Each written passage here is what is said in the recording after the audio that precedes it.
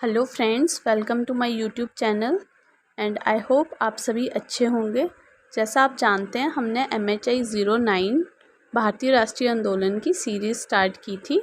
तो उसमें हमने फर्स्ट लेसन का फर्स्ट जो क्वेश्चन था, जिसमें राष्ट्रवाद के हमने आधुनिकतावादी सिद्धांत पढ़े थे। आज हम उसका सेकंड क्वेश्चन राष्ट्रवाद के गैर आधुनिकतावादी सिद्धांत पढ़ेंगे। पढ़ते हैं। जो राष्ट्रवाद के गैर आधुनिकतावादी सिद्धांत हैं वो इस तरह से हैं। राष्ट्रवाद के गैर आधुनिकतावादी सिद्धांत भी विभिन्न रूपों में विभिन्न लोगों द्वारा दिए गए हैं। इस प्रकार इस सिद्धांत के सिद्धांतकारों में आपसी सहमति नहीं है। इस सिद्धांत को भी 3 प्रकारों में विभाजित किया गया है, जैसे विकासवादी सिद्धांत, प्रकृतिवादी सिद्धांत, निरंतरवादी सिद्धांत। तो पहला है विकासवादी सिद्धांत। कुछ गैर आधुनिकतावादी विद्वानों ने राष्ट्रवाद को विकासवाद के रूप में लिया है। उनके अनुसार राष्ट्रवाद एक दीर्घकालिक विकास का परिणाम है। इसका विस्तार कई सदियों में हुआ है। इसमें विभिन्न सांस्कृतिक और भाषीय समुदाय स्वयं को एक राष्ट्रीय समुदाय के रूप में विकसित करते हैं। तो विकासवादी सिद्धांत में जो कुछ गैर आधुनिकतावादी विद्वान हैं वो राष्ट्रवाद को एक विकासवाद के रूप में देख रहे हैं। उन्होंने बोला है कि राष्ट्रवाद एक दीर्घकालिक विकास का परिणाम है, जो एकदम से ही बनने वाला नहीं है। इसको बनने में काफ़ी टाइम लगता है, इसलिए एक दीर्घकालिक प्रोसेस है। इसका विस्तार कई सदियों में हुआ है और इसमें विभिन्न सांस्कृतिक और भाषीय समुदाय स्वयं को एक राष्ट्रीय समुदाय के रूप में विकसित करते हैं। दूसरा है प्रकृतिवादी सिद्धांत। इस सिद्धांत की मुख्य बातें निम्नलिखित हैं।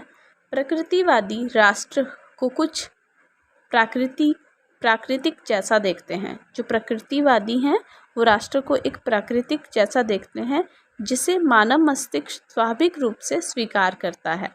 राष्ट्रवाद को वे प्राकृतिक भावना के रूप में देखते हैं। इस समझ के आधार पर लोगों के लिए राष्ट्रवादी होना कोई सीमा तक स्वाभाविक नहीं है।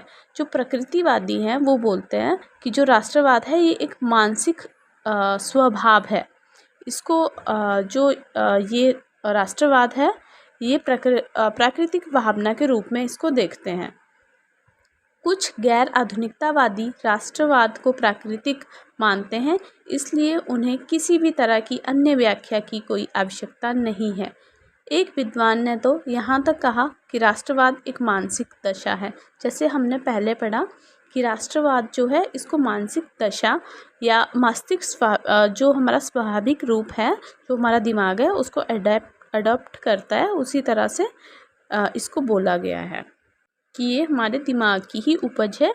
इसकी व्याख्या करने की हमें कोई ज़रूरत नहीं है। प्रकृतिवादी राष्ट्रवाद के उत्थान या विकास या उभार जैसे शब्दों का प्रयोग ही नहीं करते हैं। राष्ट्रवाद लोगों के मस्तिष्क में असीम एवं स्थायी भावना के रूप में विद्यमान है, इसलिए राष्ट्रवाद की व्याख्या करने की कोई ज़रूरत नहीं है। जो थर्ड है वो है निरंतरवादी सिद्धांत। प्रकृतिवादियों के आसपास ही राष्ट्रवाद की निरंतरता की स्थिति भी है, जो अधिकांश राष्ट्रवादियों के दृष्टिकोण में पाया जाता है। इस सिद्धांत के मुख्य तथ्य निम्नलिखित हैं। राष्ट्रवाद के विचारक तथा उसे मानने वाले हमेशा अपने इतिहास में पूर्ण निर्मित रूप में राष्ट्रवाद में अपने ब्रांड का देखना चाहते हैं।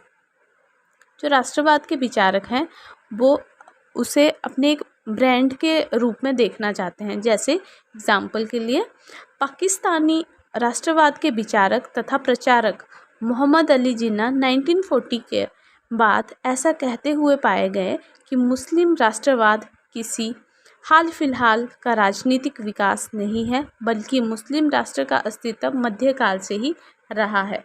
जब जिन्ना से उनके मुस्लिम राष्ट्र के सही स्थान तथा उसके अस्तित्व को लेकर अनेक सवाल पूछे गए तो उन्होंने कहा पाकिस्तान पहले से ही लंबे समय से अस्तित्व में था। ऐसा नहीं है कि पाकिस्तान किसी हालिया दौर की घटना है। जिन्ना ने अपने भाषण में पाकिस्तानी राष्ट्रवाद को स्पष्ट करते हुए कहा, पाकिस्तान हिंदुओं के आचरण या दुराचरण का नतीजा नहीं है, यह हमेशा से ही मौजूद था। सिर्फ मुसलमान ही इसको लेकर सचेत नहीं था। पाकिस्तान तो उसी क्षण अस्तित्व में आ गया था जब मुस्लिम शासन स्थापित होने के बहुत पहले गैर मुस्लिम धर्मांतरण हुआ।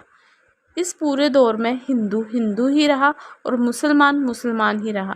उन्होंने अपना वजूद बनाए रखा। यही पाकिस्तान का आधार था। ये था हमारा सेकंड क्वेश्चन, जिसमें हमने पढ़ा गैर आधुनिकतावादी सिद्धांत। अगर आपको मेरी वीडियोस हेल्पफुल लग रही हैं तो प्लीज़ लाइक, शेयर और subscribe my channel. Thanks for watching.